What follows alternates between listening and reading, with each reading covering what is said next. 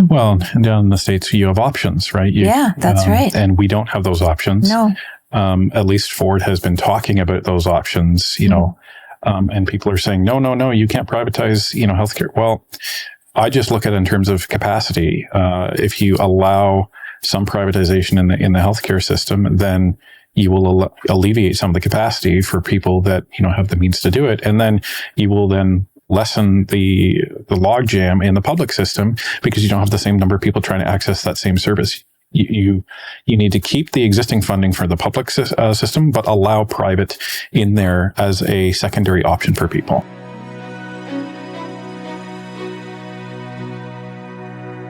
Welcome to my podcast. Good to see you. Thank you for having us. My pleasure. A couple of months ago, we were put together. Tamara Litch introduced us, and I saw your Northern Perspectives news channel for the first time, and I liked what I saw.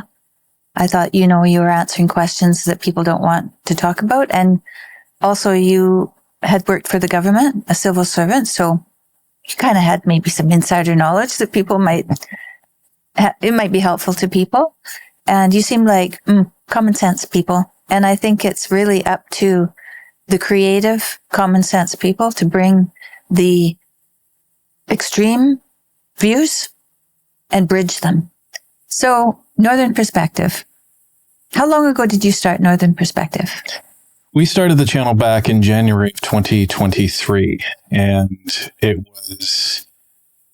was started in response to a couple of things. Number one, the provincial government was cutting off all of the funding for autism, and that meant that any of the expensive therapies that our son... Why would they do that? Have you made any sense of it? So if I could sum it up in one word, it is incompetence. And we've seen this from the former provincial Liberal government and the current Conservative government. Provincial government. Yeah. And essentially what it boils down to is they didn't plan anything, and they didn't address the problems in the system that had been known for a number of years. And to sum that up is you have all of these independent systems within the healthcare sector, and they are not integrated, from the schools all the way up to the hospitals to the non-regulated ABA organizations out there. It is a horrendous mess, and the government set the expectations with all of these people where they provided one-time funding during COVID, which worked somewhat, that you're going to be put on this list, you're going to be put on this portal, and you will be taken care of. So our funding was cut off in March of 2023, and they still have no answers as to when we're going to get funding and where we're at. So that was the first piece. So we needed to look at a alternative funding source for our son's therapy. And the second is we saw the state that the country was descending into, where it came to the ideology infesting the school system, to the affordability crisis that was coming, and every other problem going on with Canada. And, we just asked the question, could we really live with ourselves, when we're sitting there 60, 70 years old, looking back and saying, did we do everything possible that we could to fight for our son's future? And we wanted to be able to say yes. So that's where we started the channel.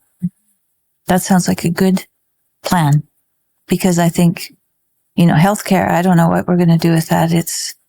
I think it's run its course, and we found out that it failed. Yes. Yeah. And continues to do so,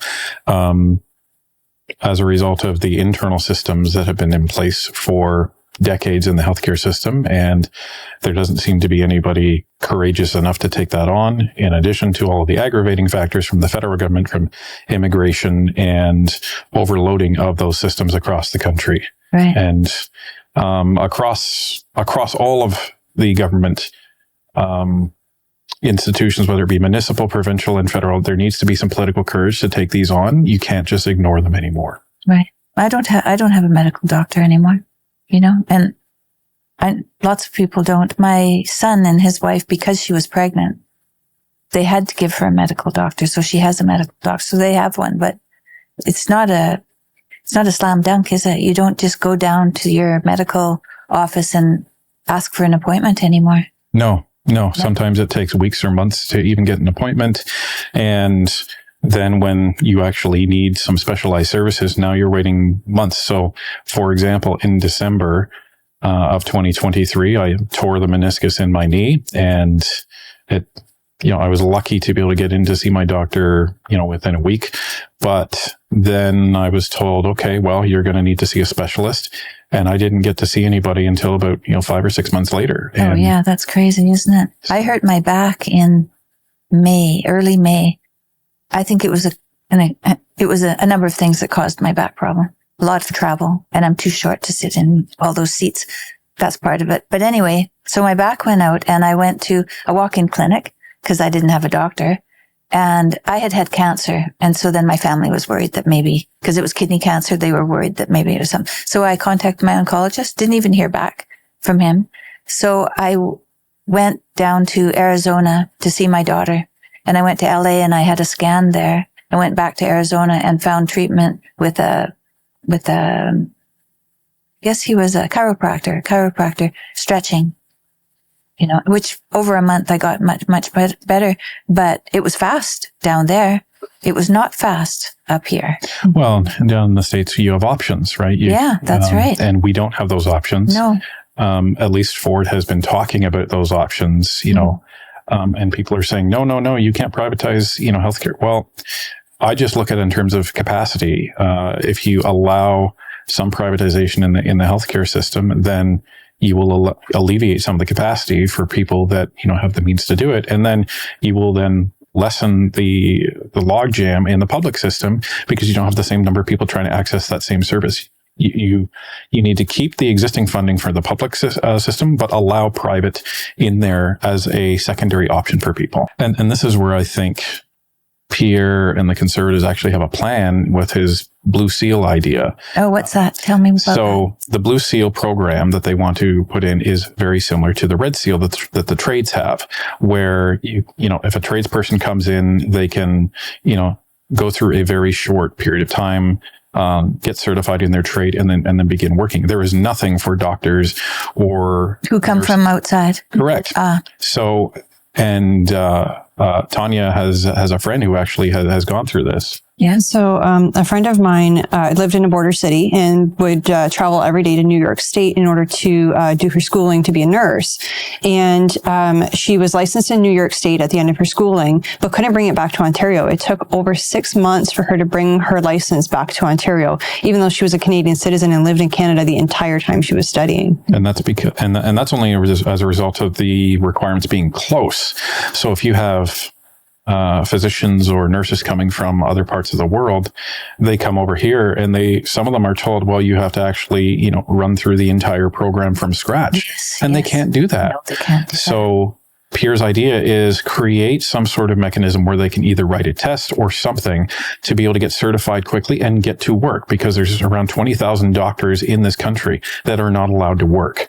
And that's a lot of doctors. And what is our healthcare scream? Yeah. And our healthcare system is screaming for more doctors and nurses. So when Jordan first came here, we were in Massachusetts.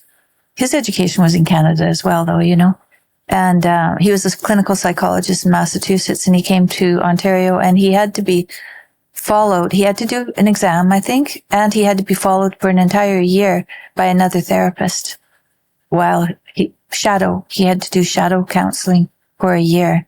And if you come here, how are you going to, he had a job at the university, so he also had income from there but if you're just plain a clinical psychologist with no affiliation with the university, well, then you drive a taxi, like many, many people do, or driving Ubers. And that is another area of the system where I'm sure you and Jordan know very well. We are so lacking on the mental health aspect of physicians and specialists in Canada.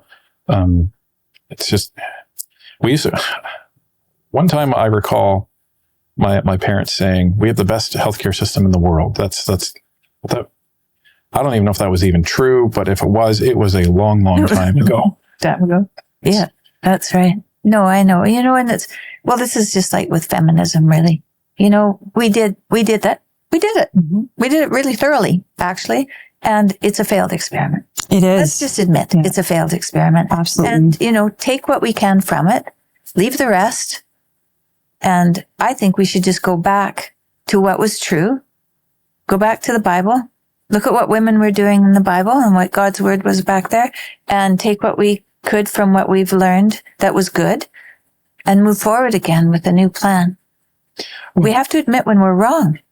And that's the only way we get better. Is you usually don't get better by being successful all the time. You get better by learning from mistakes. Yes. We can certainly say that over our journey with Northern Perspective. We've made a lot of mistakes and we've learned from them. So what the problem is pride and ego get in the way where people don't even want to admit that there's a mistake. Yeah. And, what's wrong with playing to the strengths of men and playing to the strengths of women? There's nothing wrong with that. Mm-hmm. And there are, a lot of cases where, women are just as competent as men and vice versa. That's fine. But let the meritocracy run its course. You can't be forcing everything with mandated quotas, DEI, and everything else. It is served to be causing just a disaster in society in terms of men's productivity and women's happiness. Well, I kind of wonder, because young people aren't dating anymore. Not as many young people are dating anymore. Not as many young people are getting married, and not as many are having children. Mm-hmm. So this is all in the negative. And what I think, what inspires a man to go out and do a difficult job? I remember when I told Jordan I wanted to have a baby, he was just finishing his PhD and he was in his postdoc, and he said, well, wait till my postdoc is done, because then I'll have an income and I can support you, So, but right away, that's what a man thinks. I'm responsible for this woman and this child, and I'm financially responsible, and I have to get ready for this. And if you don't have a wife and a child, what's the man getting ready for? What's his incentive to go out and do difficult things? I don't know. What do you think about that?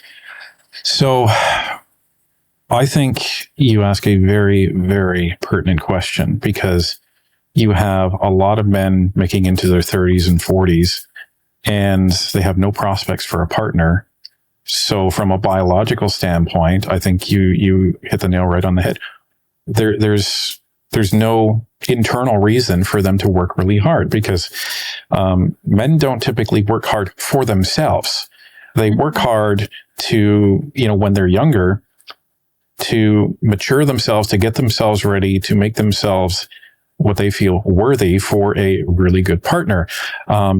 And this is a message that I think in general is now starting to be pushing back against feminism within the male spectrum, which is, as a 20-year-old, unless you were born wealthy, you have nothing to offer a woman or a partner. So you have to work your butt off. And it's usually only by the time that you're 30 or 35 that you're going to be in a really good position financially. And as a result of that struggle, from a maturity perspective to actually offer somebody anything.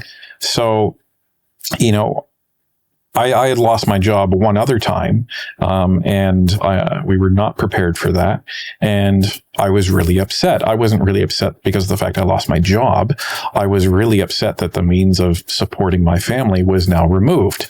And as a result of that, people say, well, take a few months and just, catch your breath. I couldn't do that. As a man, I needed to just go out and get something as soon as possible. So I had that certainty that I was providing for my family.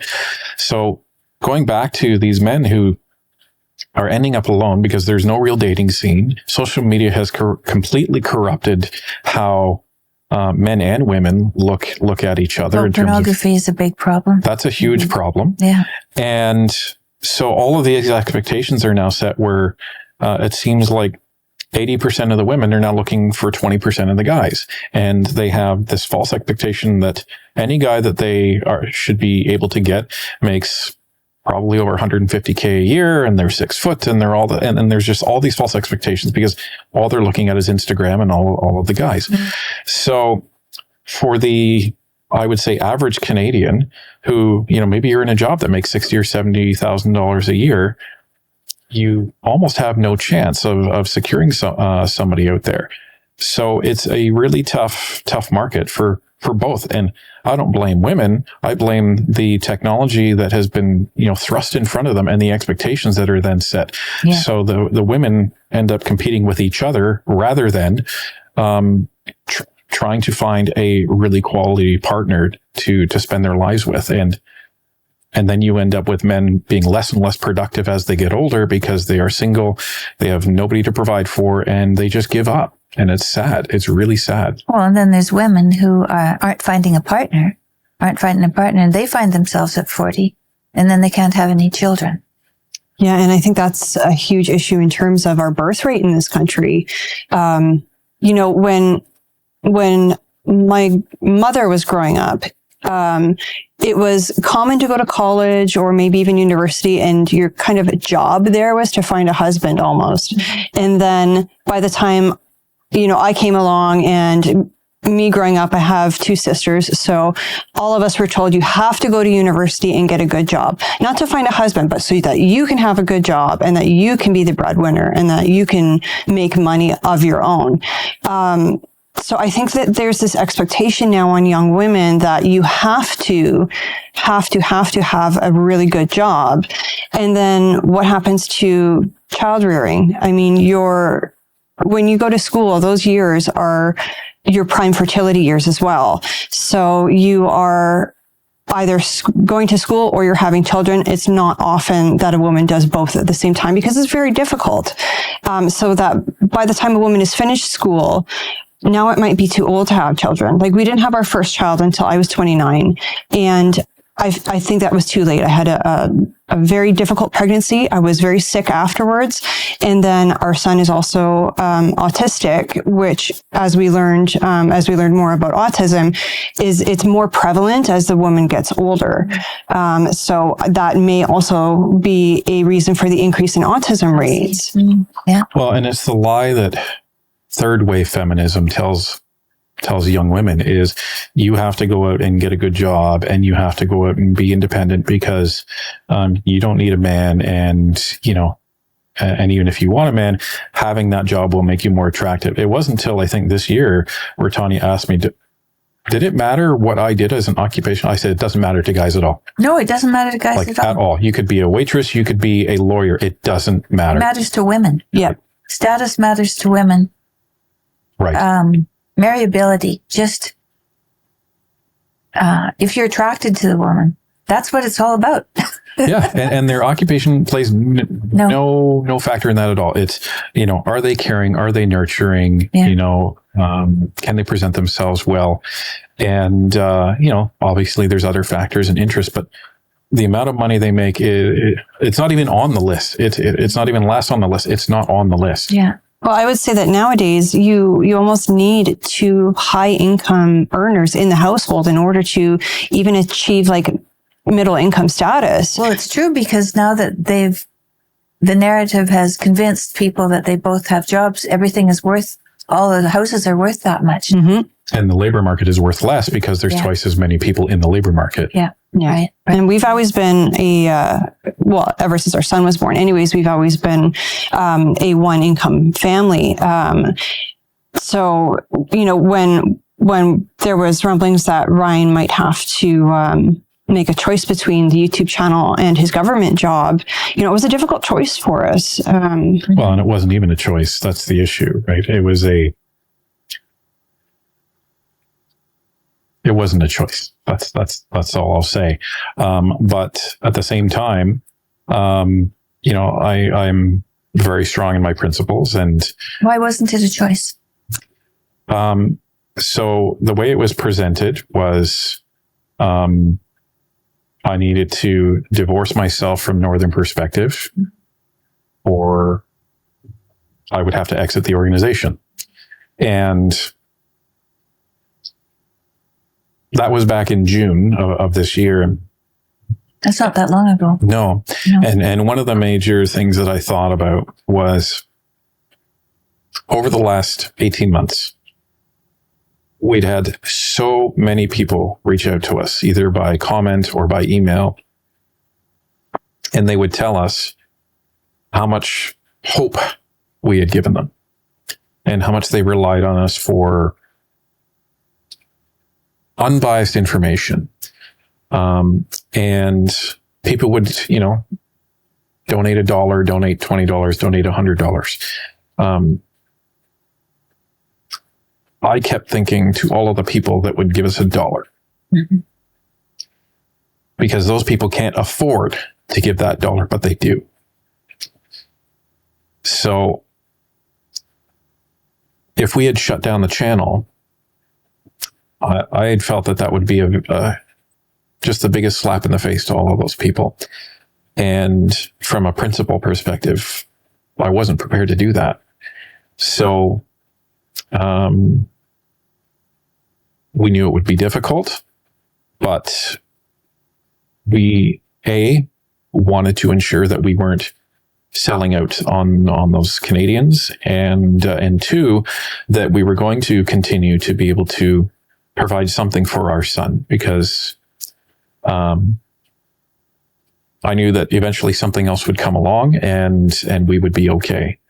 What we were not prepared for is the thousands and thousands of Canadians across the country that when we came out and kind of announced what happened, the amount of support that we received was completely overwhelming. Oh, is that right? It was just overwhelming. Canadians are good people, right? Phenomenal. Absolutely. People. Yep, they're good people. They just don't speak up enough yet.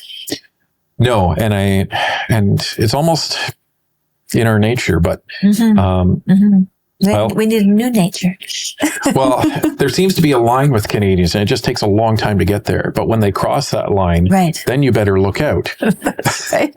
So, but I think since World War II, I think that line has really extended in terms of how long it takes us to get there, and we've become that silent majority, and we just want to live our lives in peace. Yeah, well, there is none. Not anymore. Not anymore. No, not anymore.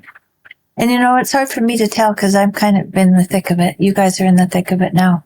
But it doesn't seem, from my perspective, I don't know when it was peaceful before. Even when my kids are in their early 30s. And even my kids, when they were in primary school, I was starting to see the creep of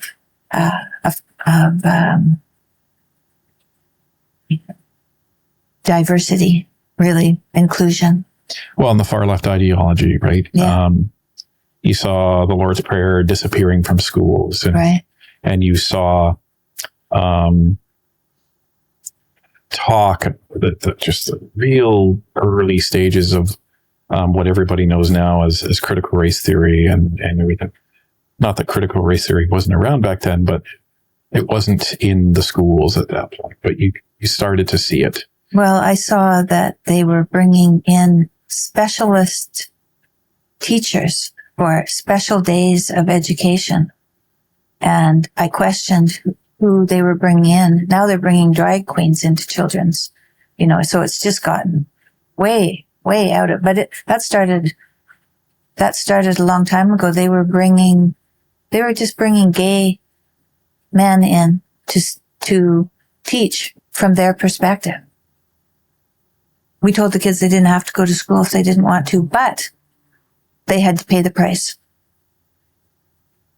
And, it was their decision not to go if they didn't want to go, but they had to pay for whatever decision they made. So they always had to know that it was their choice to go, that it wasn't, they had control over the decisions they were making. And I think that's a really good thing for parents to give their kids, is really the autonomy to make those decisions. Mm-hmm. And the other good thing that is encouraging is that there's starting to be a large portion of the gay community that's now pushing back against this stuff. Have to. They absolutely have to. Because it's the gay population that are being butchered. Yeah. Yeah. And that's terrible.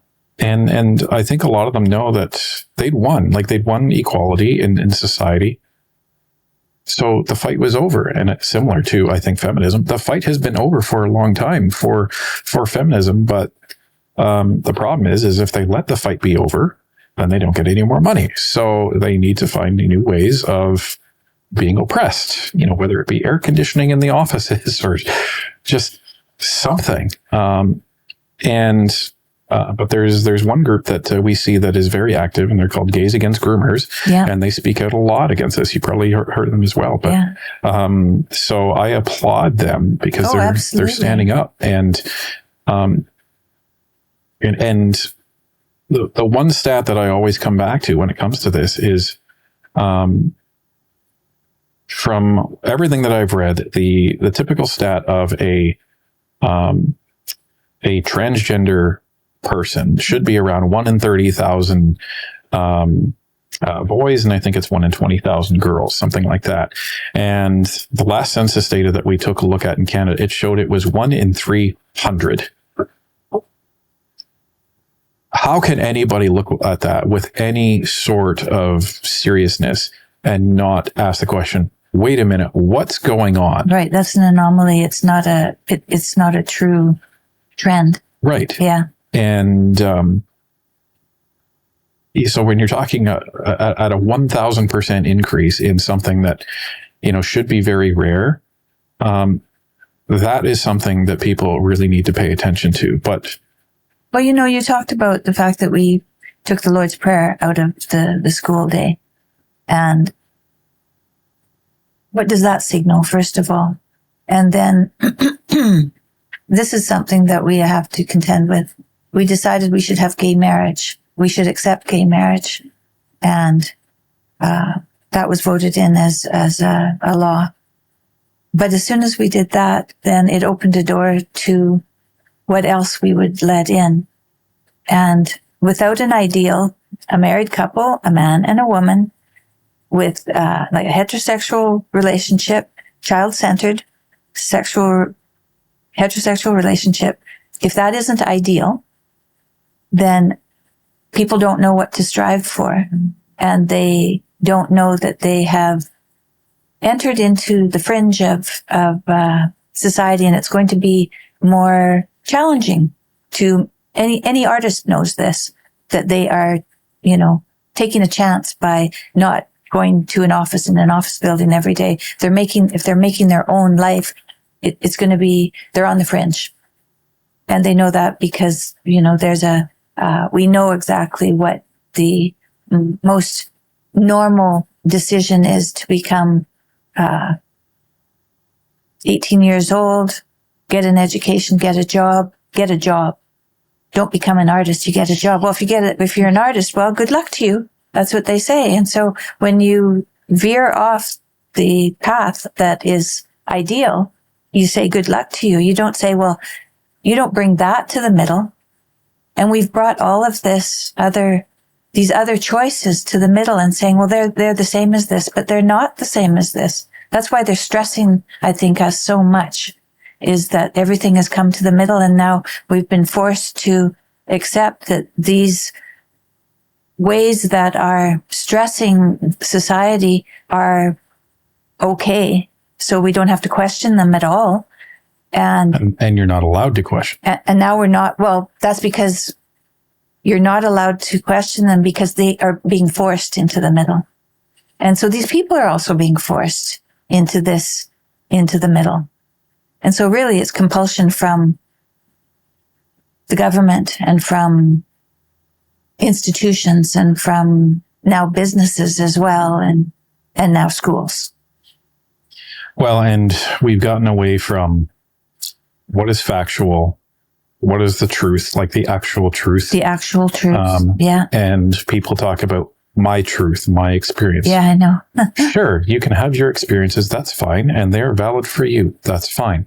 However, that's where they stop. It doesn't mean that the overall general rule changes. There's general rules for a reason. And when you enter these conversations with these people, that's where I think they get very emotional and resort to insults because they don't look at the factual data. They only look at their experiences. And when you present data that refutes, what their narrative is, they don't know what to do because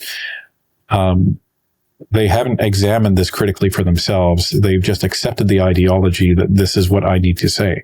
And it's an interesting point that you make because you have all of these ways of thinking, and I almost think back to my philosophy days when we were talking about, paradigm and paradigm shift, where you have the main paradigm, which is the norm, and it's what's accepted by the community. And then you have these challengers on the outside. Now, if a challenger can repeatedly challenge that paradigm successfully, demonstrate, with evidence that it is the right way, then you have a chance of creating a new norm. But to your point, they're trying to bring in all of these challengers at the same time and say, no, you're all the norm. Well, you can't have that because there's a reason why they call something the norm. That doesn't mean that, these challengers on the outside, are not people. It doesn't mean that they don't deserve any sort of respect. But when you have, for example, what's supposed to be 99% of society as non-transgender, why are you then trying to transform 99% of society to essentially acknowledge what is a mental illness, but participate in the illness? Mm-hmm. The example keeps being brought up. If somebody came to you who is anorexic and you can see that, they are a very, very thin individual, would you then say, yes, you're fat? Well, you wouldn't, because you would see that is causing harm to that person because they are struggling with a mental illness. So why are we doing the same thing to people who are, I will say allegedly suffering from transgenderism? But that's the other problem, is these people aren't even being evaluated properly now. How long are the evaluations? They're just minutes long. Well, sometimes, and I was actually starting to do some research on this, mm-hmm. where a 5-year-old or a 6-year-old is in kindergarten and they're convinced, somebody convinces them that they are not the gender that they were assigned at birth. And then the teacher seems to make a clinical decision at that point that, oh, you suffer from transgenderism. I'm going to start calling you by a different pronoun. And my question was, isn't that medical malpractice? Isn't there something there? And unfortunately, it doesn't seem like there is.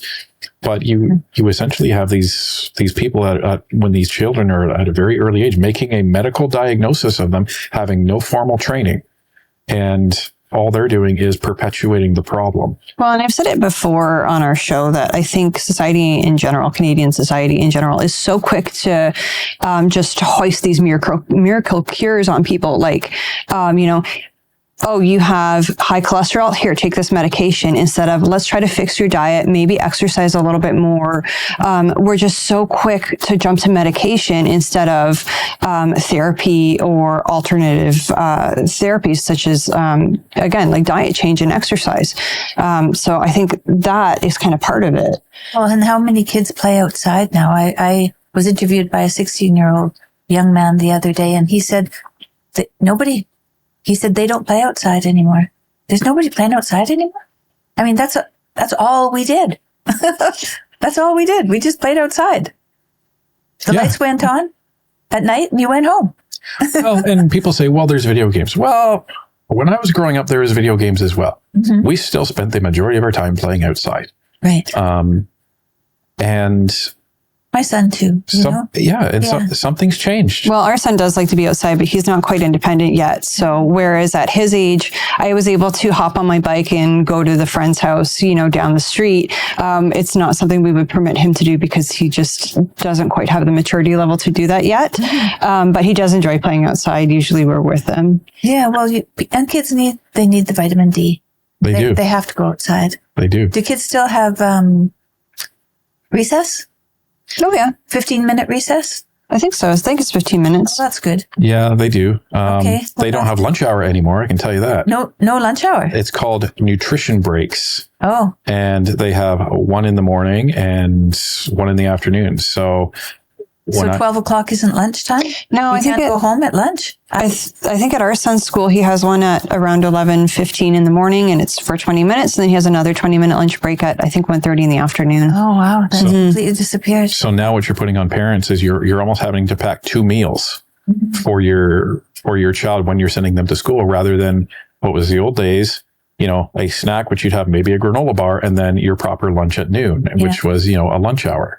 Or you go home at lunch. Yeah. My kids came home at lunch every day. So that wouldn't work anymore. No. Wow. What a tragedy that is. And people wonder why are kids going hungry? Well, A, cost of living, and B, you're making parents send even more food to school with them than they normally would.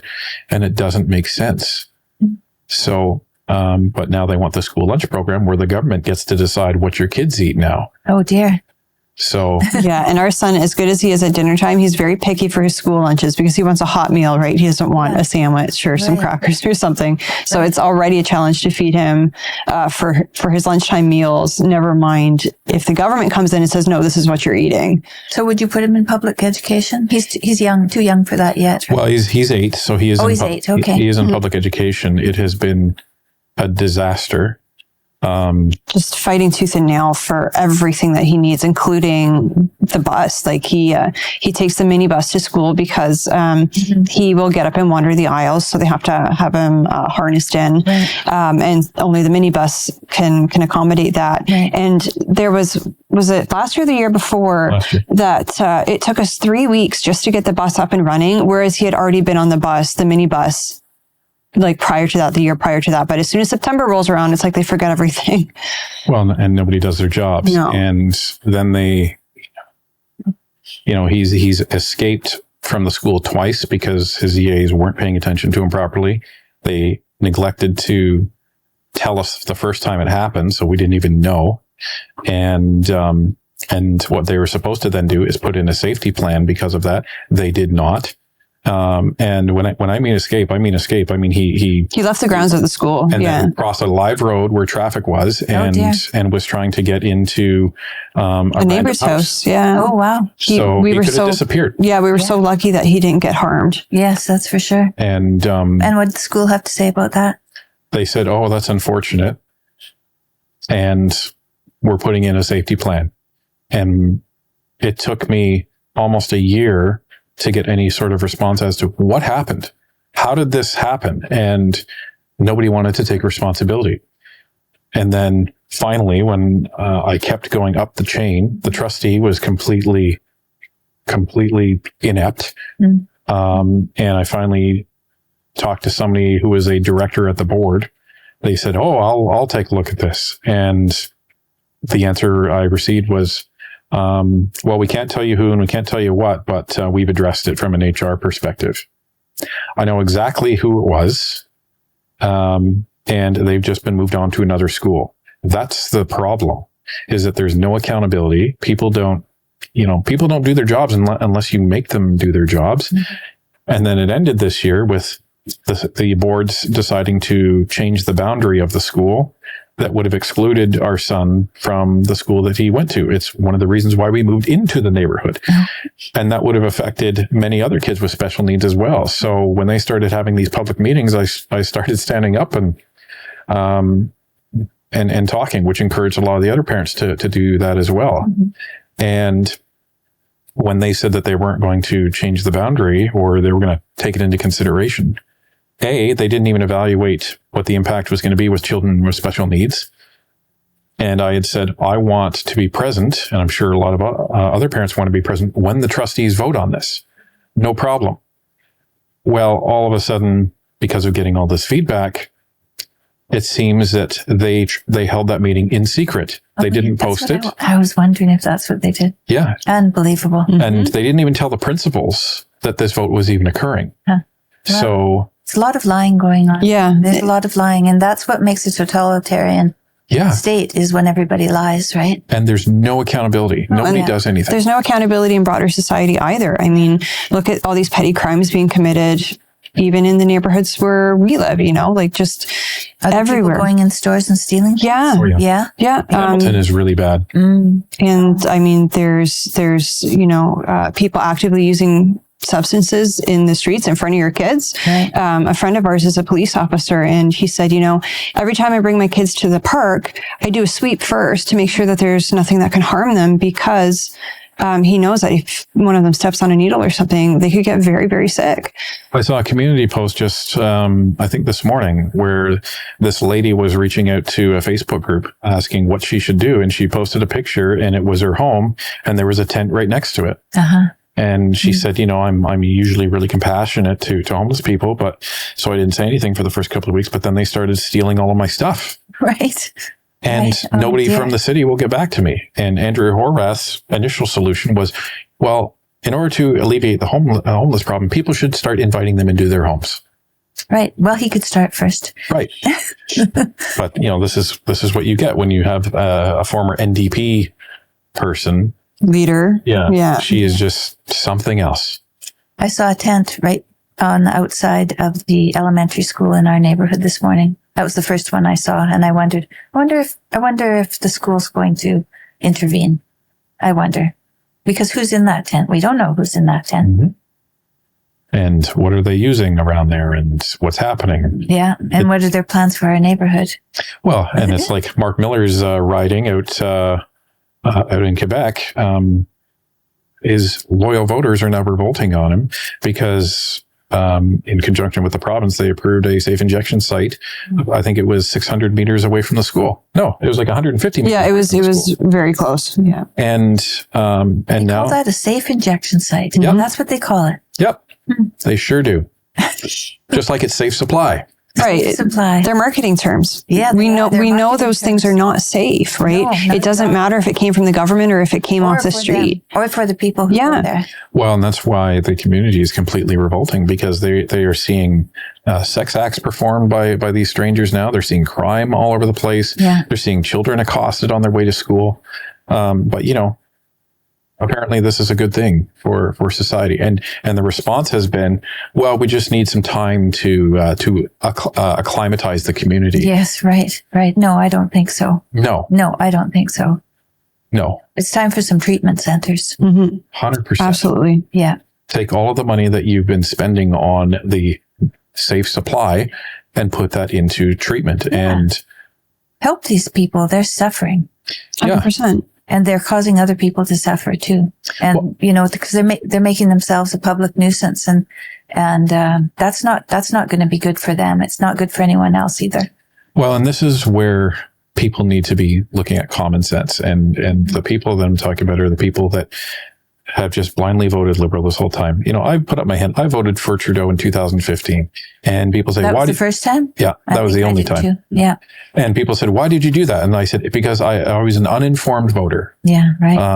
And Just didn't know what we were getting into. Yeah. Did we? and people may criticize that, but at least I can put up my hand and admit I was an uninformed voter. I was an informed voter every election after that. Yeah. So when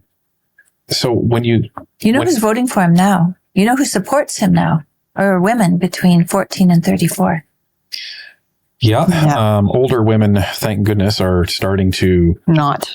Yeah. Yeah. But yeah, it's still the younger women. It's why he shaved off his Oh, that's what changed. goatee. I knew something changed. Because he lowered his perceptive age by about I 10 see. years when he did that. Right. So He had marketing. kind of a gray beard. Yeah. That's Yes. it.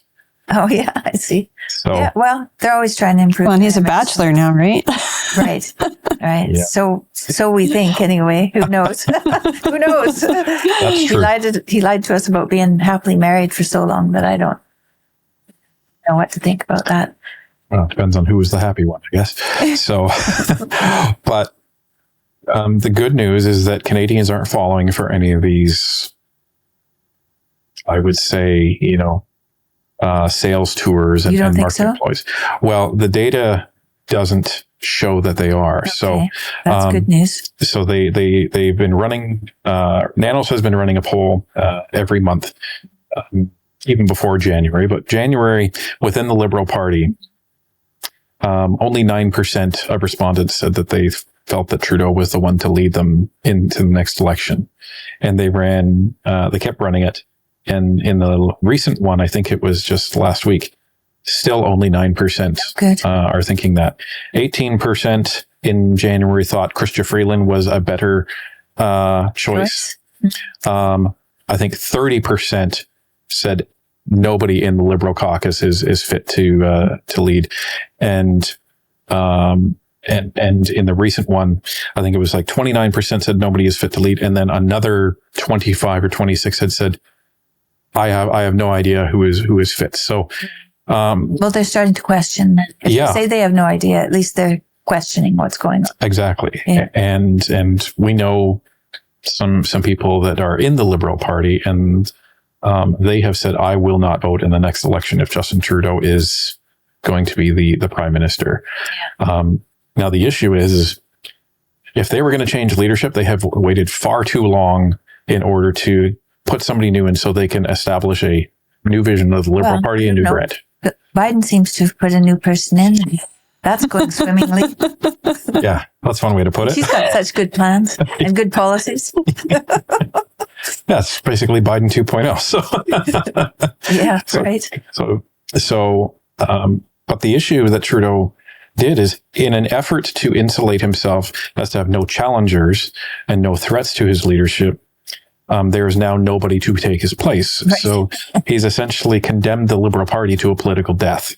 Yeah, and it could be. And so then what do we do? Because then we don't have an opposition. Mm-hmm. Well, that's NDP opposition. Well, that's it. And if they're not careful, they won't even have party status in after the next election. So then you're left with potentially the Bloc Québécois, the official opposition party. Right. Wouldn't be the first time it happened, right. but when's the last time that happened to you? A while back. It was. No, it wasn't during Harper, because that was when the NDP was. Yeah, that was Tom Mulcair. It was before that. Yeah, I think so. Yeah. Well, we're in for a change then, I guess. Well, we are. And the hope is that the Conservatives come in and they implement their platform honestly and with integrity. They're going to have scandals just like everybody does. Yeah, but at least they can defund the CBC, so it won't be coming through the CBC. Well, and the CBC actually needs to manage their business properly, as well as the rest of the Canadian media landscape, because they've been given so much money. Yeah. And it's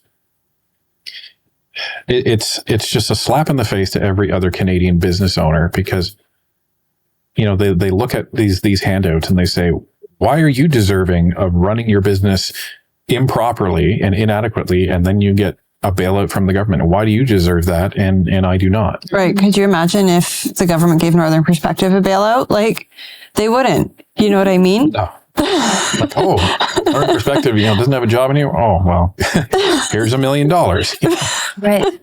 It's ridiculous. So why do they do it to the CBC? Well, that's their mouthpiece. And that's what it comes down to, right? Yeah. I believe it. We have seen so many stories that we've covered where because we watch Parliament a lot in order to be able to give Canadians the information. That. And we then see the CBC cover it. And we're looking at each other saying, what were they watching? Because it's not what we were watching. Yeah. Like it was so ridiculous. Like even that one scenario where Pierre Poilievre was ejected from the House. The CBC didn't seem to really care about the fact that Justin Trudeau had said something very similar to Pierre Poilievre immediately before that. Now, I don't mind if Pierre Poilievre gets ejected from the House, as long as you eject Justin Trudeau for the same thing. Right. And that's the issue. So, but the problem is, and this is why when you ask, I would say, typical middle-aged people that only pay attention to the CBC, what do you think of voting Conservative? Well, I don't like that Pierre Poilievre guy. Something rubs me the wrong way. It's because they're only saying that Pierre was a bully to Justin Trudeau in the House, and therefore he got ejected. And that's the end of the narrative. Right. So it is so dishonest and disingenuous. Mm-hmm. And never mind the fact that the CBC even reported, oh, by the way, Catherine Tate, the CEO of the CBC, the government isn't saying whether or not they're going to give her a bonus this year, despite the fact that $18.4 million was handed out to the rest of the executives and management team. are we really going to be led to believe that the CEO is not going to be given a bonus? But that's just going to be one more scandal that the Trudeau government doesn't want. But even if it happens, who knows if they'll answer to it. So did you start with the ArriveCan scandal? Was that kind of one of your first things that you did, or did that come after you were up and running? We had been running for about 8 months at that point, and it was one of the things that we did a really, really deep dive into. I recall I think it was a Saturday, and Ryan was like, "Oh, I'm going to look into this committee scandal. I'll catch up with you in a couple hours." And I had come down like 6 or 8 hours later and be like, "What are you doing?" Well, because it was going to be something that I'd researched for an hour or so. We get kind of the structure of the show put together, and then we would record it after our son goes to sleep. That's kind of what we do. And it was the first thing that I think we've ever done like a real deep dive on, because I just started reading and putting things together. And when we research something, we come at it from multiple angles. So we will look at mainstream media, but we'll look at what CBC is saying. We'll look at what the Globe and Mail is saying. We'll look at what National Post is saying. And then, some semblance of truth starts to emerge from that. And then if there's any unanswered questions, then we'll keep going. Well, the issue with the ArriveCan scandal is it kept going.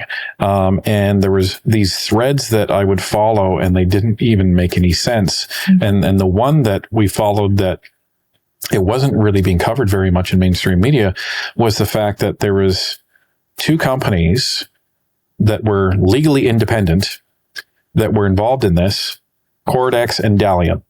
Now, the issue is that Dalian was a company that was being granted tens of millions of dollars in government contracts, but there was only 3 people working in that company. And what was special about them is the owner was Indigenous status. So that allowed them... Didn't have to pay any taxes. Didn't have to pay any taxes, but he also had a leg up when bidding for government contracts, because the government has a special preference for Indigenous businesses. The requirement, you have to have at least a third of your company classified as an Indigenous. Well, if you only have 3 employees, there you go. So then the question is asked, okay, so if they get these contracts, well, how are they fulfilling them? Well, what they would do is they would talk to their buddies at Cordex and say, you guys fulfill them. Now, what was really strange... Like a figurehead, an Indigenous figurehead. Exactly. Now, what was really strange is when I started looking at where these companies were. What ended up happening is Cordex and Dalian ended up having the same address, the same building, and the same office using the same people. I see.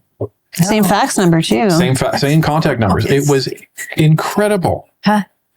Same company. So at that point, we just saw this is something that is rotten to the core. So so after about 8 hours, we had our episode. It ended up being a 40-minute expose on it, and people ate it up because they weren't getting this information anywhere else. Mm-hmm. So at that point,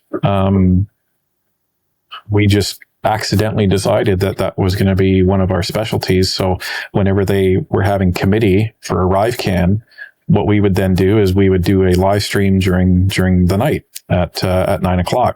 Because all of our work happens after our son is asleep. Right. Now that Ryan's not working for the government, he's able to edit the episodes during the day, but all the recording still happens at night. What had happened with the ArriveCan was it was a 2-hour committee, and we were like, oh my gosh, for us to sit there at night and do the recording for 2 hours worth of footage and then have to edit it for 2 hours worth of footage. Ryan's going to be up to like 5 a.m. That was too much. And then have to go to work the next day at 9. So what we decided instead was to do it as a live stream, and everybody just loved it. Mm-hmm. I like live streams. Well, a live stream means that there's no editing. Right. Correct. And it's all live. It's all live. Yeah. And there'll be more and more of that, I think, with all these deep fakes. Well, and what ended up happening is in some cases, we would have up to 3,000 people watching a live stream from 9 at night until sometimes 2 a.m. Oh, wow. So because people were Different time zones too. Oh yeah, from BC to Atlantic Canada. And was it mostly Canadians who were watching?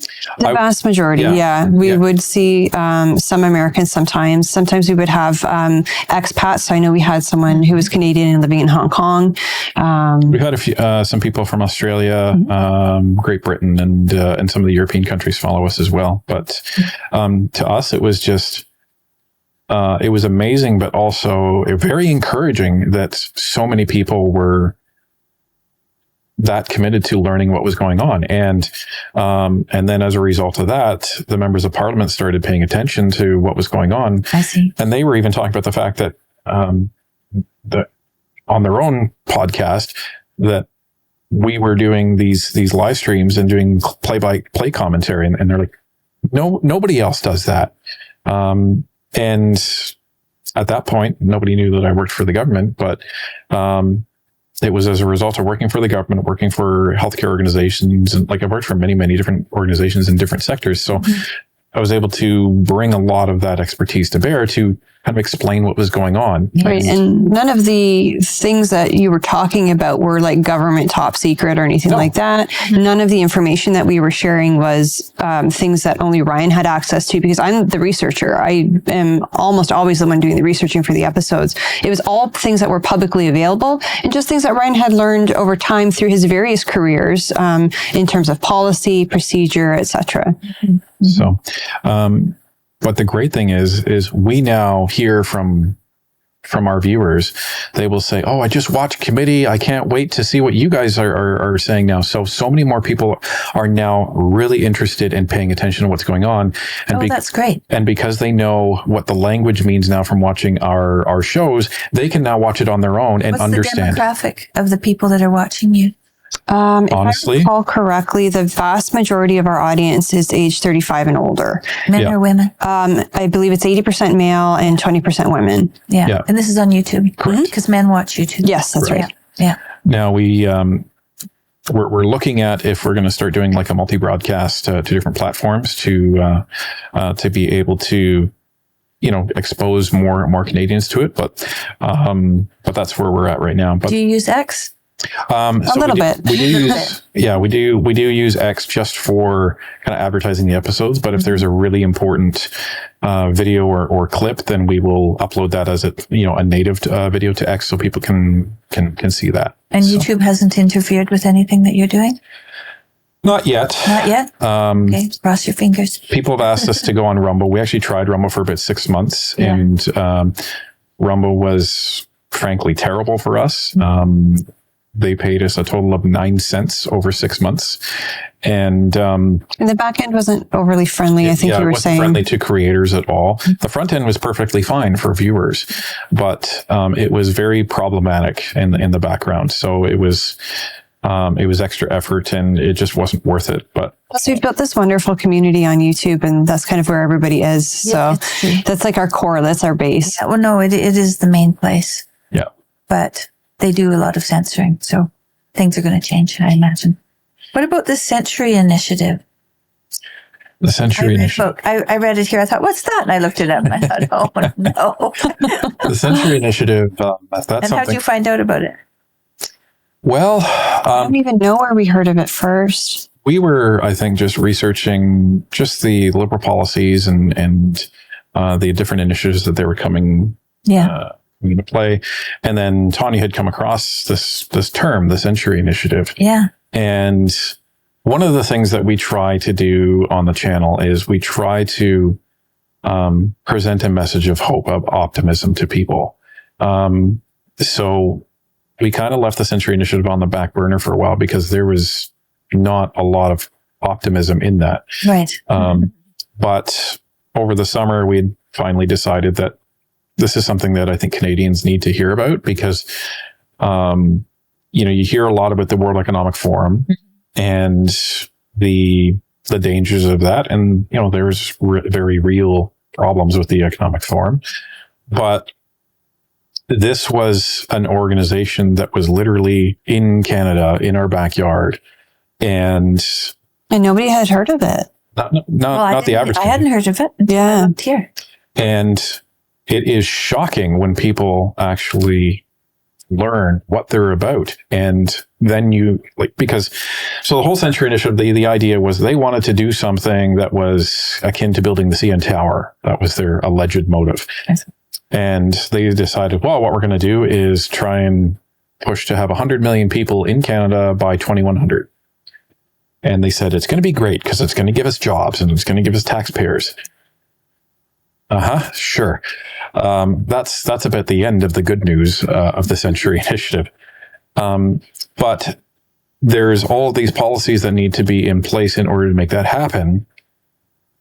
And if you look at their policies, and then you look at I believe it was the 2021 the election platform for the Liberals. Election platform. Yeah. It's almost a mirror image. And that made all of the hairs on my neck stand up. And then you look at, okay, so why is that? So then you start looking at who is on the board of the Century Initiative. And you're starting to see people from McKinsey that were former ambassadors under the Trudeau government. You're looking at people that were former ministers, former Liberal members, and a lot of businessmen, a lot of investors are in there. So then you start asking the question, okay, come on, you're telling me all of these elite businessmen just want to do this out of the goodness of their hearts? I don't buy that. Right. And then when you dive deeper, you see there's a lot of contracts that they actually hold for housing, for development, that they're just waiting to be handed out from the government so they can make a ton of money building all the infrastructure that's going to be needed for these people. They don't care about the impacts. They don't care about the impact to the healthcare system or any other problem. They're just in it to get rich. And that was a while in the making. And it was... How's it going now? Do you know? Do you have any idea where that's... Well, it's going to hopefully die with the Trudeau government because one of the things that was also very unnerving is their immigration targets that they were saying that they needed. That's what's... And it matched the Trudeau government immigration targets.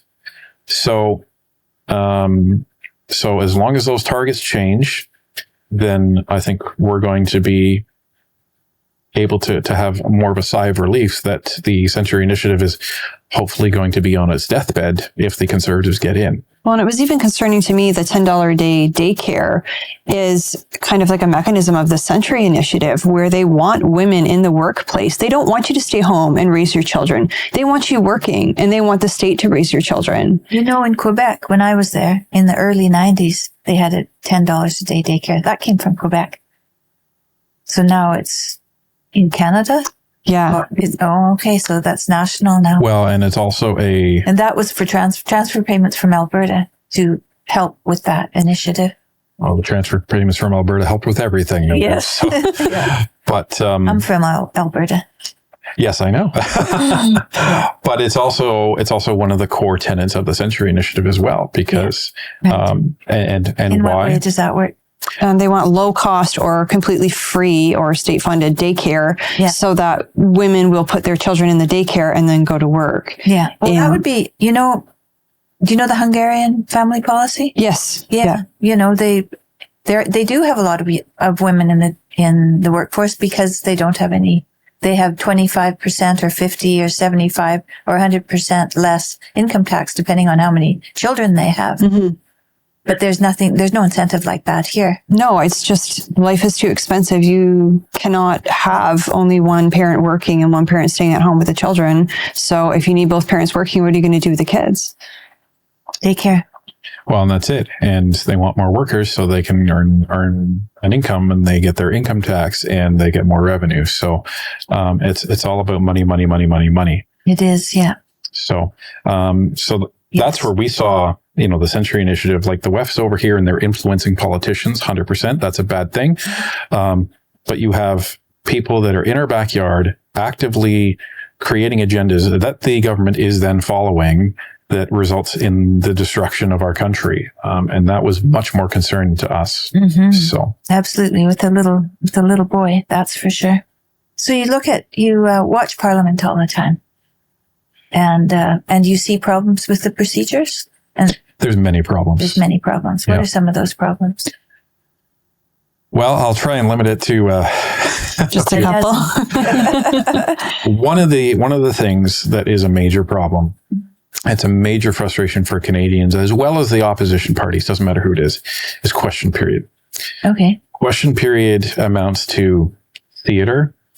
And it doesn't matter what the opposition parties pose as a question. The government has no obligation to provide any answer to that question. They don't answer anything. No.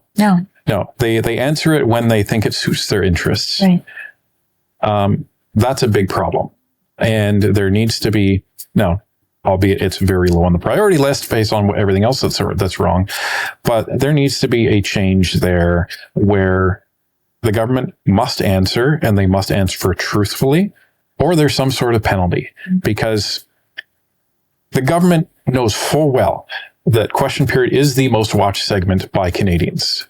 It's one of the only things that CPAC will live stream and provide episodes on YouTube, because Canadians aren't interested or, don't feel that anything else is going to provide any sort of entertainment value.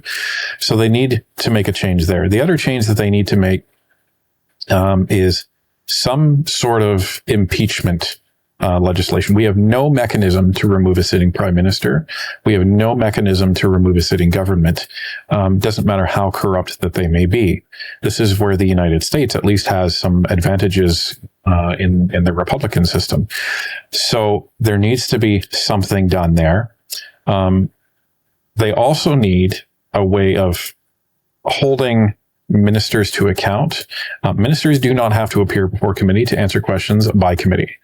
It is optional, and the committee cannot summon them. They cannot make them come there. And even when they do come there, if they don't tell the truth, there's not really any consequences.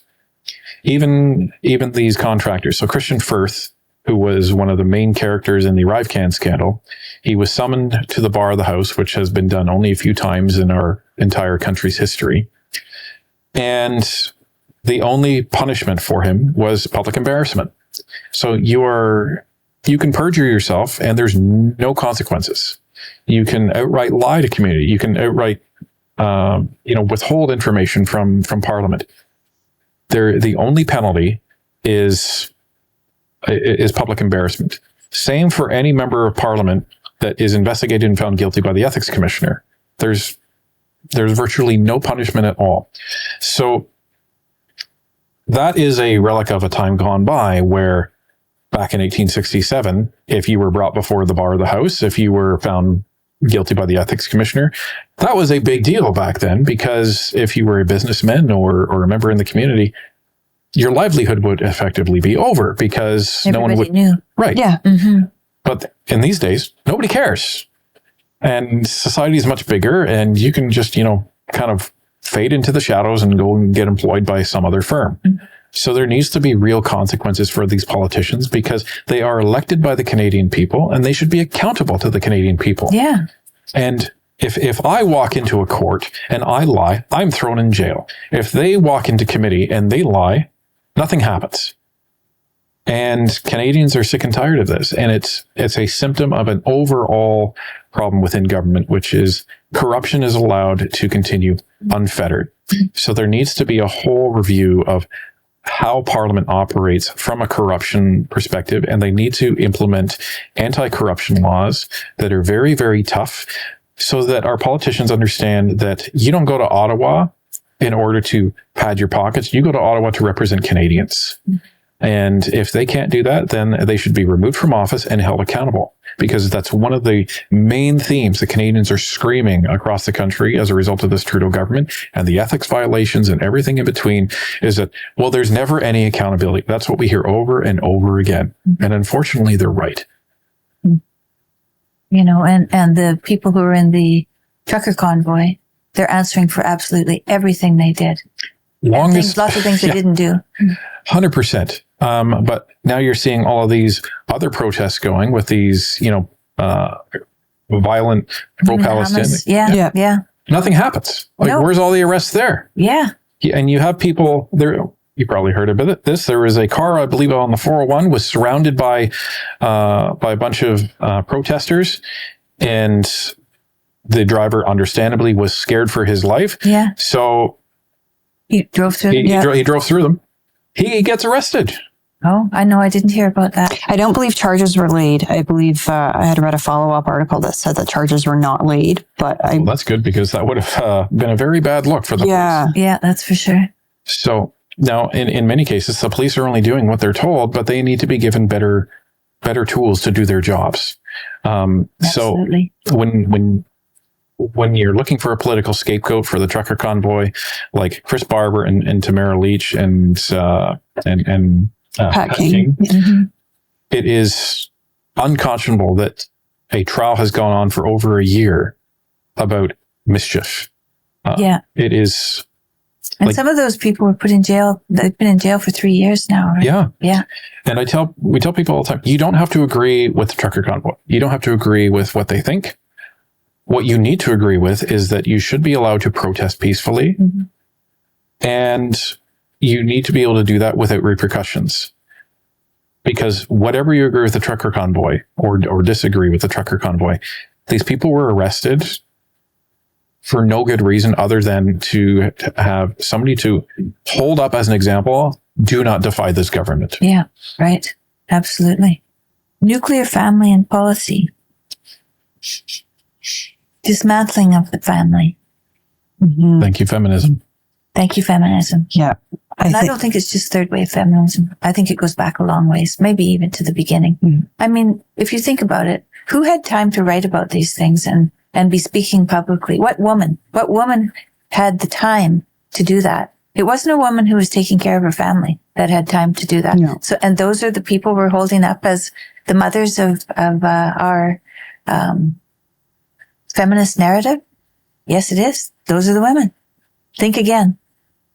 Well, and don't you dare disagree with them, especially if you're a woman, because We have to, though. It's up to the women to disagree. For Because sure. the men can't disagree. Like, No. look out if the men disagree. Yeah. we are not allowed an opinion. No, you're not allowed an opinion. It's up to us. It's definitely up to us. And you see this going on with J.K. Rowling. Like she Yes. gets it every day. And kudos to her. She has no time for it. And I applaud her for her response, which Yes. is almost a non-response. Yeah. So like, she's being vilified. And, all of a sudden, all of her work is now terrible. Even though it was great yesterday, it is terrible now Yeah. because she has a view that I disagree with. So Well, female aggression is, they sabotage each other because, how do men get along? When a man steps out of line, what do the other men do? Throw a punch, right? and this is something that I think your husband articulates Yeah, well on a very few well. podcasts. Yeah. And it's fascinating because people don't think about that. No. But when you're a clinical psychologist, that's all you think about. Yeah, right. How do people get along or don't get along? Yeah, because when you have two men, they have an argument, they'll either, have a fight about it and then they'll have a beer after. Right. Or one of them will convince the other that they're wrong and then you move on. Right. And then you're done. Yeah. But Women, there's backbiting. They sabotage your character. yes. Yeah. Right. And that works really well on social media. It does. So it's not just women, it's men who are using those same tactics. Yeah. terrible tactics. And so that's social media in a nutshell. That's what's going on there. So that's pretty brutal. Well, and I find it interesting that on YouTube is 80% men because the majority of what they do is watch. But then on Instagram, that flips. It seems to be the majority women and Facebook as well. And TikTok, I think also. Yes. Yeah. And Those are shorter. I think it's shorter snippets of information than it is on YouTube. YouTube is a lot of long form. Mhm. yes, they're trying to now compete by introducing short format videos. Yeah, they have shorts. But yeah, and it's interesting. I remember Dr. Peterson saying this at one point when he was talking about Twitter, and that it's such a short limit that you can actually type in there that it almost encourages people to be more emotional and or at least the perception is that they're more emotional and there's more rage that comes out because you can't add any context because it's so short. So your message has to be very to the point and provocative. So what does that do? Well, that invites other provocative, comments on that as well. Yeah. And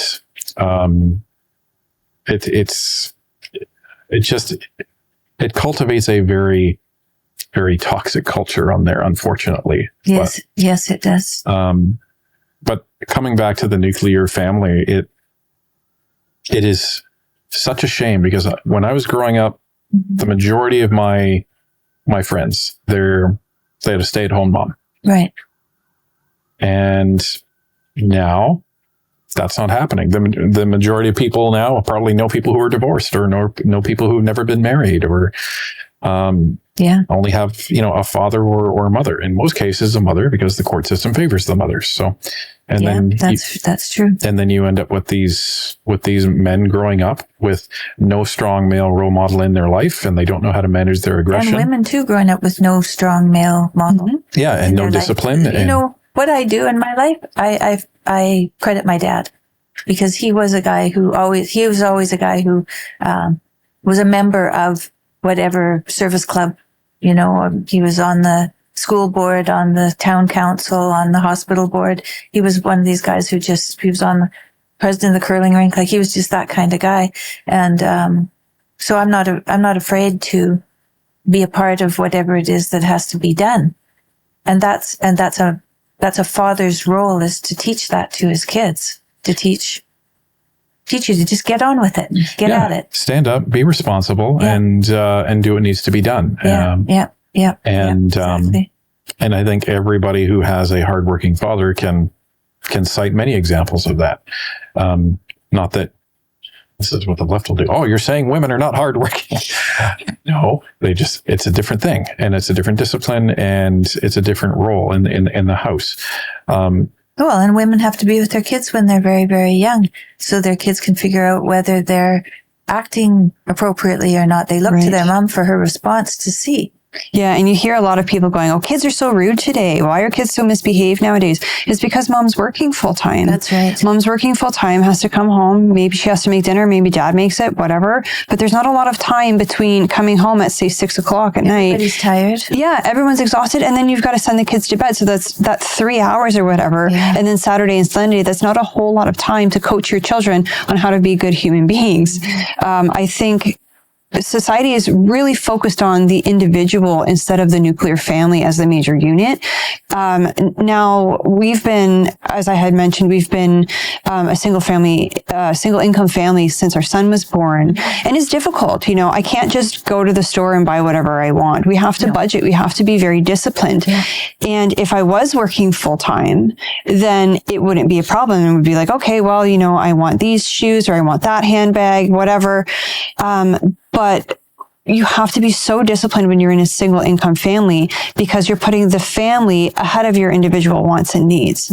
Yeah. I stayed home with my kids. We didn't have any magazines in the house. We couldn't afford them. We didn't go out for dinner. We stayed at home. Wait a minute. You shouldn't buy something you can't afford? Right. Put on your credit card. No, and I chose to do that. Yep. Although we lived in the States for a while and I didn't have a green card, so then it was obligatory. But I had chosen, when I first had my first child in Montreal, I said, let's see, am I going to be a woman with a blue pantsuit on and a briefcase going to a very large building? No, I'm not going to be that person. And I had older sisters, and they both were very, they were career-oriented women. Both of their marriages were not happy. And I thought, well, I looked at what they did, and I'm not doing that. My brother and his wife worked together. And they were pretty much at home. She was pretty much at home when her kids were little. But when they went to school, they worked together from then on. But my sisters, one was a nurse, one was a pharmacist. And, they had nannies in the house and stuff, but there was this tension. Because they were taught that they had to get out there and earn their income. And so the father of the household wasn't given his proper role. And so there was tension between them. And eventually didn't work out. And that I think is important as well is, at home, it's a little bit different now with Northern perspective. I mean, working together has its own set of challenges. Yes, it does. It's very different. But prior to Northern perspective, when Ryan was working full time and I was at home full time, we knew exactly what our jobs in terms of supporting the home, supporting the family were. Could you imagine walking into a new job and being like, okay, I'm here for my first day. Like, what department do I go to? And they're just like, I don't know, whatever, figure it out. I think that's how it is when you have both people working full time and also expected to take care of the home and the children full time. So at least for us, that's why I think it's worked so well this many years that, Ryan's job is to earn the money and my job is to help save the money. Well, and you end up having two people that come home from full-time jobs. They're both exhausted and they're both just hoping the other person takes care of dishes. They're hoping the other person cleans up. And then when nobody does, now you have fights because it's now a competition of who deserves it more. Yeah. Right. There's a lot of negotiation that has to happen. And what is negotiation? Negotiation is a conversation about the situation and listening to one another, seeing each other's side of things, offering what you can about how you've been wrong in what way you've been wrong until you feel a sense of play emerge. And when you feel a sense of play emerge, then you've done enough negotiating. You've come to a place of peace and you can move on. But if you don't do that, all those little problems just continue and they follow you through every day. And I've spent lots of time negotiating with my husband. He taught me to negotiate. I didn't know about it, but he was specifically, he would not let up. This had to be talked through. You've heard him on you've heard him. Absolutely. Absolutely. Well, but he's right. He's right about that. And it has been, we've managed to stay together for a very long time and we do work together now. So it's been good. Well, and it's obviously challenging, but you manage through those challenges, right? Yes, that's right. It's the artistic challenges, I think, that we have the most trouble with because art is just so subjective. When it's like policy or procedure or how this or that is supposed to run and there's a definite answer, no problem, but it's the art, I think, is the issue. So like, for example, Tanya will say, let's change the thumbnail design. And I'm very data oriented. So I say, why? And because it's not pretty enough, I'll say. And so we'll have disagreements over that. But, sometimes they get, aggressive, but you work your way through them I'll say, fine, we'll try it out. And then if it doesn't work, then we keep going. And if it changes, I'll let the data do the talking. So that's how we kind of manage through. Well, that's what a relationship is like. And that's why there's a man and a woman, because a woman's perspective is different from a man's. 100%. Yeah. And so she can come and bring novelty to the situation, and he can see if it works. Well, and that's where, as the man, the trouble that men have to deal with is don't let it bruise your ego, because men are kind of conditioned to, you must have all of the answers all the time. And if I've had to be very independent my entire life, so I've had to only rely on myself for almost my entire life. So sometimes it's difficult for me to get a suggestion and be able to say, yes, let's go with that, because I've always had to have the answer. So my advice to any men out there is check your ego when you're getting any suggestions. So yeah, right. Just listen. Yep. Listen without bias, right? Listen without bias. If there's something there that's annoying, you can leave that. Just find out what's useful in the conversation and bring that forward again. And we try to encourage our audience to do that as well when they're scrutinizing other media sources or other stories. And we say it to them all the time, even the guests that we have on the show. You're not going to agree with absolutely 100% everything that someone on our show, including us, says. But you can leave that part. If you don't agree with that, but you agree with the rest, that's great.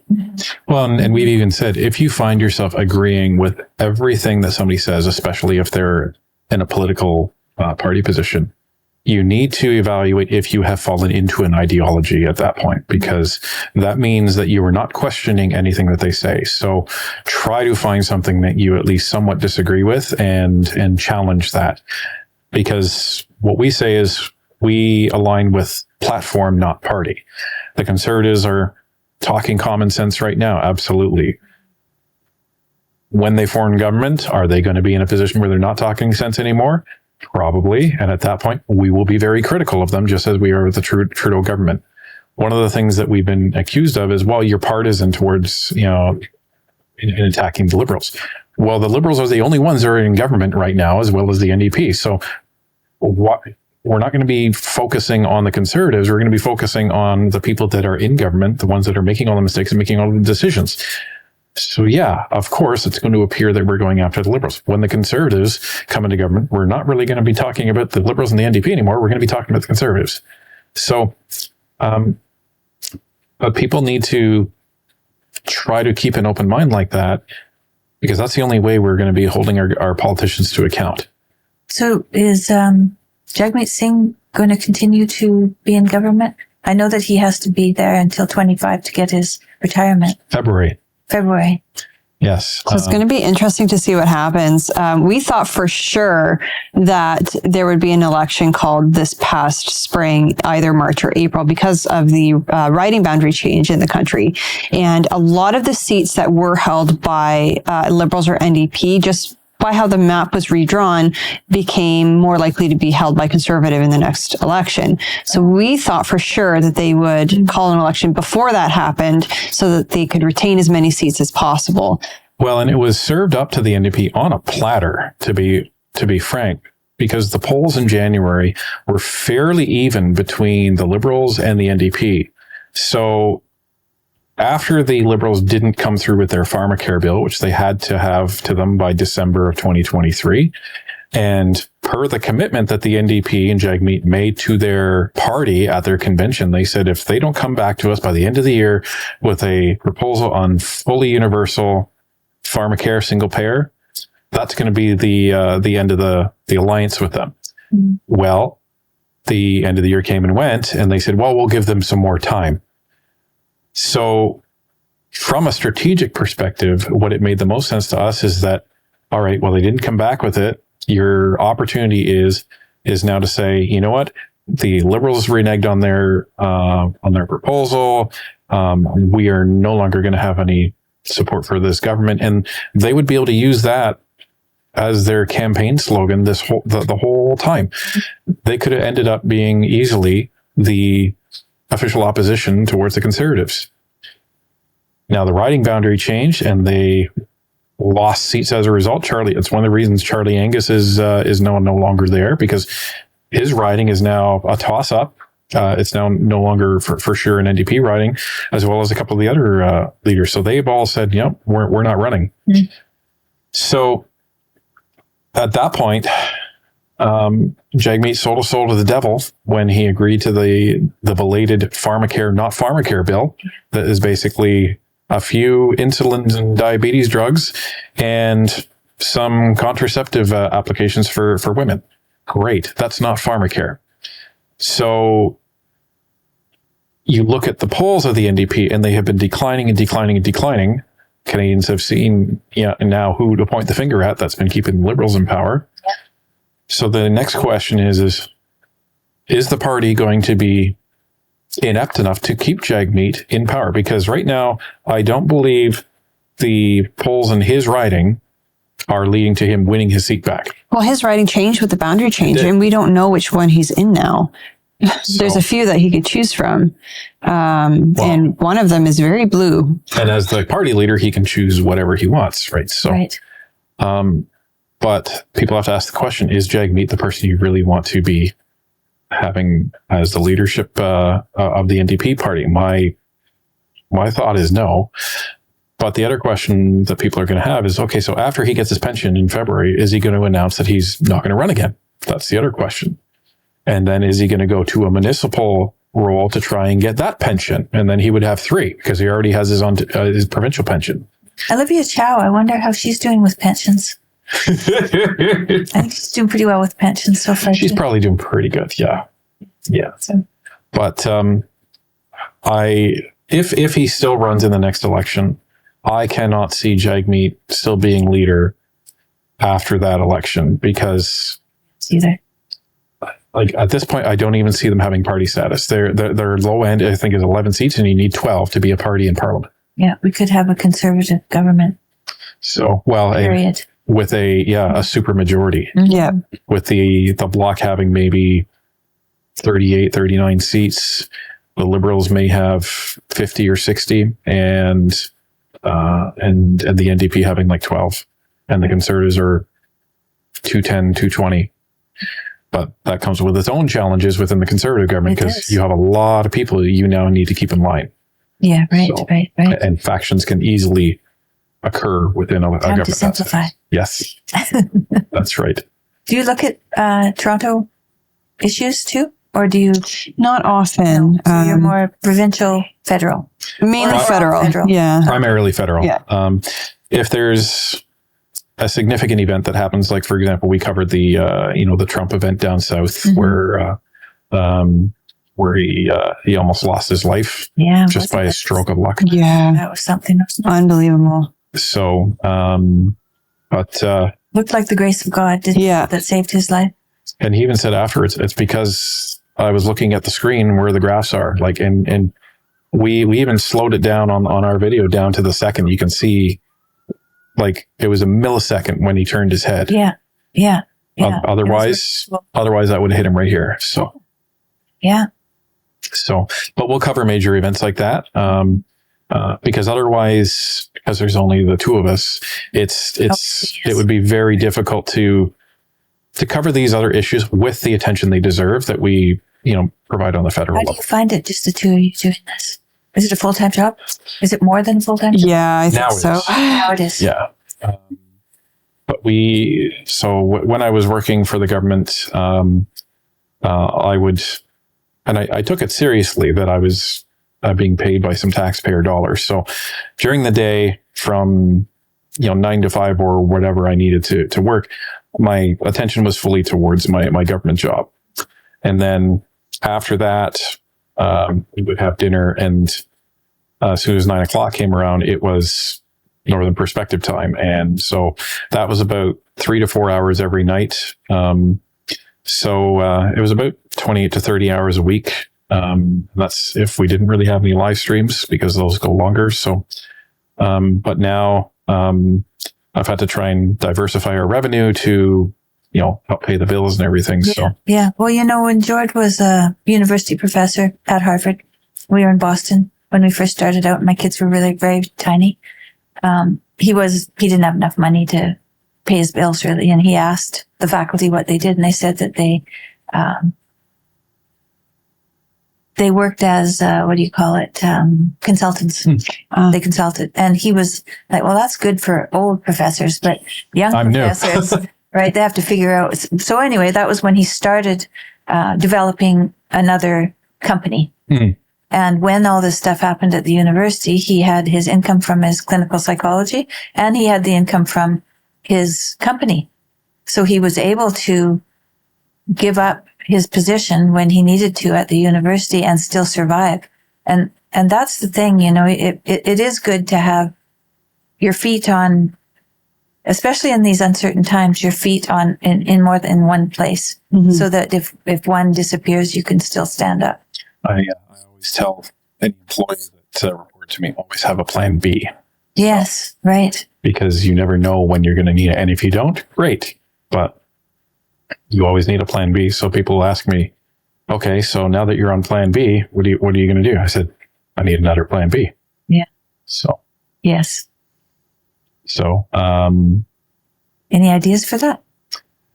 There's been some interesting proposals that have brought forward, kind of as a result of us going public. But the say worst case, but the inevitable option is I continue on in my career the way I have been, and the Northern Perspective remains plan B at that point. But right. I don't think I'll be working for any more government institutions going forwards. Been there, done that. Well, and they don't like what I'm doing, so it is what it is. But Yeah. I Were think you always like that? Did you always question? Were you always questioning? yeah. I sort of made my career by being brought into organizations to make change, because I'm very process oriented. I'm very data driven, and I always rely on best practices, and they're best practices usually for a reason. But if they don't typically align with that company's culture or what they're doing, I will make them fit and adjust them as needed. So I used to be in Boy Scouts growing up, and we always had a saying, always leave a place better than when you started. And I'm very proud that I can say that with every organization that I've been at. So, and that's why I'm kind of pulled in, because these recruiters and companies see that that's my experience, that, I'm able to reduce, budgets by 20% or increase performance by 80%, or introduce new processes and use, change management to get people to adapt to them gracefully instead of, violently. So I have a very, very stellar track record in that. And it's helped. It's helped out a lot, and Good. had a proud career. But it's also been kind of strange. People have always told me everything happens for a reason. So we've seen some very weird things start to materialize. Like, for example, the second episode that we did on Dr. Peterson was when Lindsay was having that fight with the school. And, we ended up hearing from a Lindsay at some point on a particular issue, like shortly after we came out. And sure enough, it was Lindsay Shepherd. And it was very strange, the circle that started happening. And we've just met some phenomenal people over this journey. And that's been, I think, it's been the part that we enjoy the most. Yeah. It's been the part that Isn't it interesting to see the people whose lives have changed because of the atmosphere of the country? 100%. And I think the first time we experienced that was when we first heard that Tamara wanted to send a donation to the channel. But, okay, who's that? And the person that was asking for our contact information, we thought it was, this guy's wife. And it wasn't. And he said, no, Tamara Leach. And I said, what? Yeah, Tamara Leach, she's a really big fan of your show. And I said, shut up. We couldn't believe it. And or meeting some of the MPs, and we're going, oh my gosh, we're meeting this MP. That's incredible. And they're like, oh my gosh, you're meeting Cipher and Fox. Yeah, we're the celebrities to the end. It was wild. Well, because we didn't set it to be famous, right? Mm-hmm. We were anonymous for the longest time, so it didn't matter to us. What mattered to us is the information that we were providing people. And it still matters. That's what still matters. Right. It's more of a pain now that we're on camera together. So. Yes, it is. Well, you don't have to do hair or makeup, so I don't know why you're complaining. But the people that we've come into contact with, it's been such a blessing, and it lets us know that Canada is going to be okay. Right. Because there's so many amazing people out there. Yeah, there are. Thank you very much for coming in today. Thank you. Thank you for having us. Nice to meet you. Thank you. Thank you so much. And I wish you well.